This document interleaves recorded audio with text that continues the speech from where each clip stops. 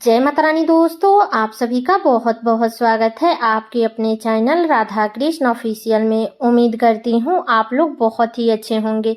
तो ये बताने के लिए कमेंट बॉक्स में जय श्री विष्णु जरूर लिखिएगा। तो चलिए दोस्तों, आज आप इस वीडियो में कामदा एकादशी व्रत की कथा सुनेंगे। तो आप लोग कथा पूरा जरूर सुनिएगा और कथा सुनने के बाद में वीडियो को लाइक और चैनल को सब्सक्राइब जरूर कर दीजिएगा। तो सबसे पहले बता दूं दोस्तों कि इस साल 2025 में कामदा एकादशी का व्रत 8 अप्रैल दिन मंगलवार को रखा जाएगा। ठीक है, तो कामदा एकादशी का व्रत करने से सभी मनोकामनाएं पूर्ण होती है और व्यक्ति को मोक्ष की प्राप्ति होती है। कामदा एकादशी व्रत की कथा पढ़ने या सुनने से भगवान विष्णु की कृपा प्राप्त होती है, साथ ही आपके पुण्य कर्मों में वृद्धि होती है। तो आइए सुनते हैं कामदा एकादशी व्रत की कथा। समय समय पर धर्मराज युधिष्ठिर को भगवान श्री कृष्ण सभी एकादशी का महत्व सुनाते हैं। ऐसे ही एक समय धर्मराज ने श्री कृष्ण से कहा कि हे मधुसूदन, आपके मुख से मैंने चैत मास के कृष्ण पक्ष की एकादशी का महत्व सुन लिया। अब आप कृपा करके चैत मास के शुक्ल पक्ष की एकादशी का महत्व सुनाने की कृपा करें। इस दिन किस प्रकार से व्रत रखा जाता है, इस व्रत की महिमा क्या है, इस व्रत में कौन सा कथा पढ़ी जाती है, सुनी जाती है। तब श्री कृष्ण ने मुस्कुराते हुए कहा कि हे धर्मराज, अब मैं जो आपको कथा सुनाने जा रहा हूँ बहुत समय पहले वशिष्ठ मुनि ने राजा दिलीप को सुनाई थी। आप ध्यानपूर्वक सुनो। कथा के अनुसार रत्नपुरी नामक एक नगरी हुआ करता था, जिसमें पुंडरीक नामक राजा राज्य करते थे। रत्नपुर का जैसा नाम था वैसा ही उसका वैभव भी था। चारों तरफ सुख और समृद्धि छाई हुई थी। पूरी तरह से धर्म का पालन होता था। वहीं पर अनेकों अप्सराएं और गंधर्व वास करते थे। उन्हीं में से ललित और ललिता नामक गंधर्व पति पत्नी भी रहते थे।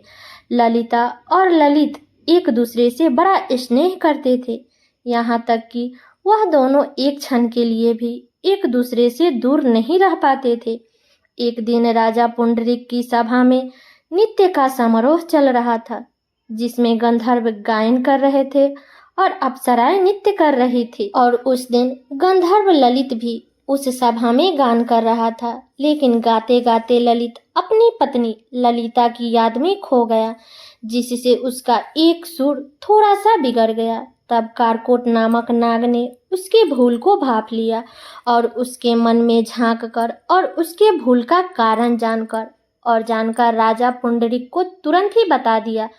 तब ये बात सुनकर राजा पुंडरीक बहुत क्रोधित हुए और ललित को श्राप देकर तुरंत एक विशाल राक्षस बना दिया। तब ललिता ने अपनी पति को इस स्थिति को देखकर ललिता को बड़ा भारी दुख हुआ। वो भी राक्षस योनि में विचरण कर रहे ललित के पीछे पीछे चलती और उसे इस पीड़ा से श्राप से मुक्त कराने का कोई उपाय खोजती रहती। वह चलते चलते भटकते भटकते वह ऋषि सरंगी के आश्रम में जा पहुंचे।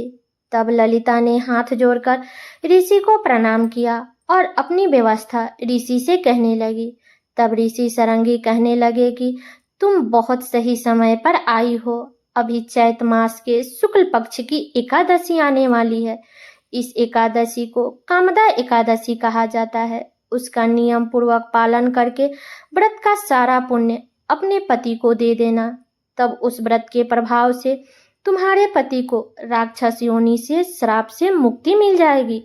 तब ललिता ने ऋषि सरंगी के कहे अनुसार व्रत का पुण्य अपने पति को देते हुए उसका पति राक्षस रूप से तुरंत ही अपने सामान्य रूप में आ गया। कामदा एकादशी व्रत के पुण्य प्रताप से ललित और ललिता दोनों विमान में बैठकर स्वर्ग लोक में चले गए। मान्यताओं के अनुसार इस संसार में कामदा एकादशी के समान कोई अन्य व्रत नहीं है। इस व्रत की कथा को सुनने या पढ़ने मात्र से ही हजारों वाजपेयी यज्ञ के समान फल की प्राप्ति हो जाती है। तो ये है कामदा एकादशी व्रत की कथा। तो ये कथा मेरी यहीं तक का था। कैसा लगा ये कथा आप लोग कमेंट करके ज़रूर बताइएगा।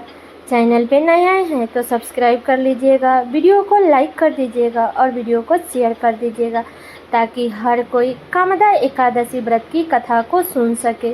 तो चलिए दोस्तों, मिलती हूँ अगले वीडियो में किसी नए वीडियो के साथ में। तब तक के लिए नमस्कार।